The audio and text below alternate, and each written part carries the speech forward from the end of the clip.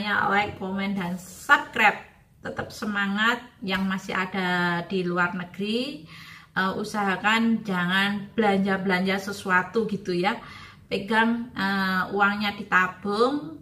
Baru nanti kalau kitanya sudah nyampe di Indonesia, kita belanja-belanja di negara kita. Biar kitanya nggak pusing memikirkan masalah pajak gitu. Pajak bea cukai gitu ya.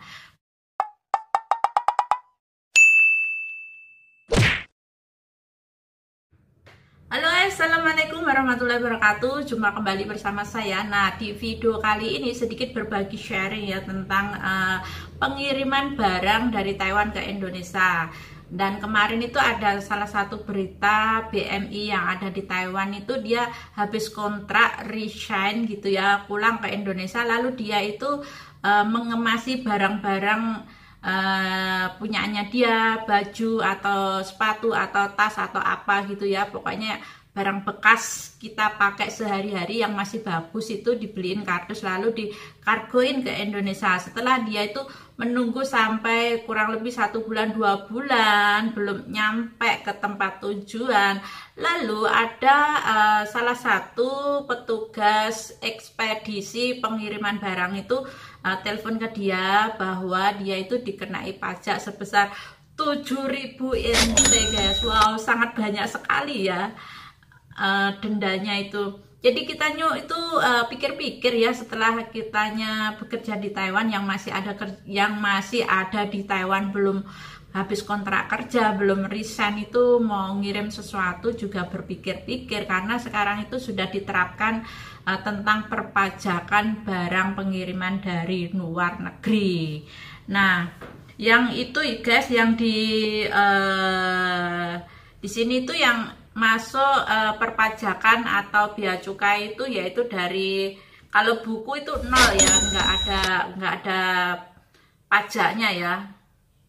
Nah, di sini tuh sepatu, tekstil, dan tas itu dikenai pajak ya. Nah, kalau sepatu itu sekitar 15 sampai 30 biaya masuknya, PP-nya 11, PH-nya 10 ya. Nah, kalau tas bea masuknya 15 sampai 20% atau PPN-nya 11%, PPH-nya 7,5 sampai 10%. Nah, kalau tekstil sebangsa kayak baju, celana, jas seperti itu yang ya seperti itu kena bea masuknya 15 sampai 25%. PPN-nya 11 dan PPH-nya itu sampai 7,5 sampai 10% ya. Sangat mahal, guys. Ya wes, kayak kita yang masih ada di Taiwan itu ya belinya nggak usah mahal-mahal yang buat dipakai sehari-hari. Kalau misalnya kita resign habis kontrak, jadi kitanya itu baju-bajunya disodakoin aja sama temen yang masih ada di Taiwan gitu guys. Jadi kitanya pulang ya seperlunya aja, bawa uang yang banyak gitu. Nanti kalau kitanya sudah sampai di Indonesia baru kita happy mau belanja apa, kita kan ada uang, ada money gitu ya.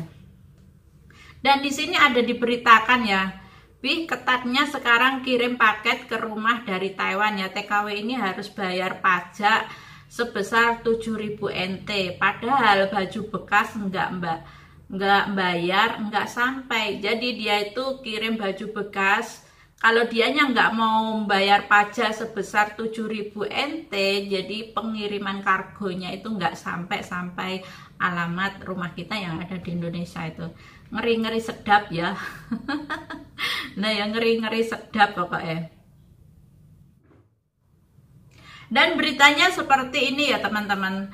Ketatnya aturan di Indonesia membuat banyak BMI ya, PMI atau BMI atau pekerja migran Indonesia itu sangat kaget ya. Jelas kaget, yang dulunya kita kirim kargo aja nggak pernah dikenai pajak atau bea cukai ya. Oke wae, mau isinya dalamnya apa aja wis pokoknya masuk nyampe ke Indonesia. Nah, sekarang itu berhenti dulu di sana di tempat bea cukai ya.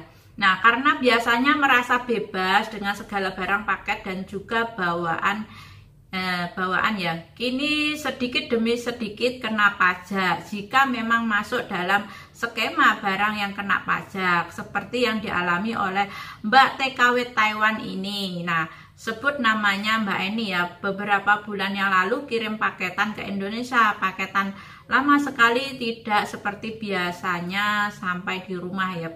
Iya ya, yang sekarang itu banyak teman-teman aku juga dia cerita itu sampai 1 bulan belum nyampe. Kalau dulu itu 1 bulan lebih sedikit sudah nyampe, sekarang sampai 2 bulan 3 bulan baru nyampe tempat tujuan. Nah, setelah sekian lama menunggu, ia tiba-tiba mendapat cat atau dari pihak ekspedisi dan mengharusnya Mbak Eni membayar sejumlah uang untuk menebus pajak paketannya agar paketan bisa segera dikirim ke rumahnya. Nah, merasa aneh, ya aneh lah. Dulu-dulunya juga nggak ada pajak apa, bayar apa gitu ya.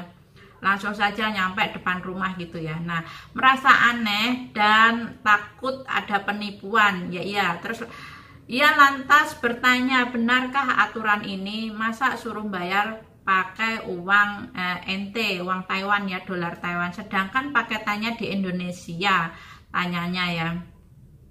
Lalu kemudian admin mencoba mencari tahu dan ternyata memang benar, pajak barang sudah ditangani pihak ekspedisi dan Mbak Eni harus mengganti sejumlah biaya terkait pajak yang diberlakukan pada pengirimannya.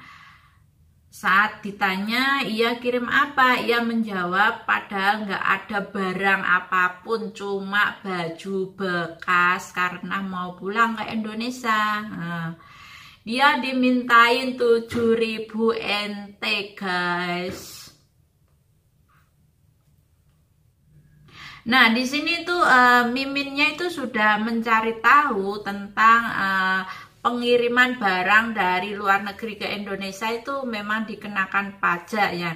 Pajaknya adalah jika nilai barangnya di bawah dari 3 dolar, maka pajaknya adalah 10% dari nilai barang pembelian tadi. Jika nilai barang antara 3 dolar hingga 500 dolar, maka nilai pajak adalah 7,5% dan PPN-nya 11%, dan jika nilai di atas dari 1.500 dolar maka pajaknya sesuai dengan nilai impor yang berlaku.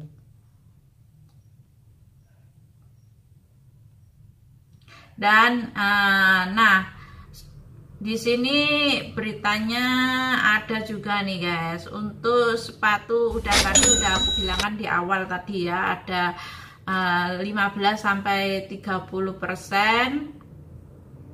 Kalau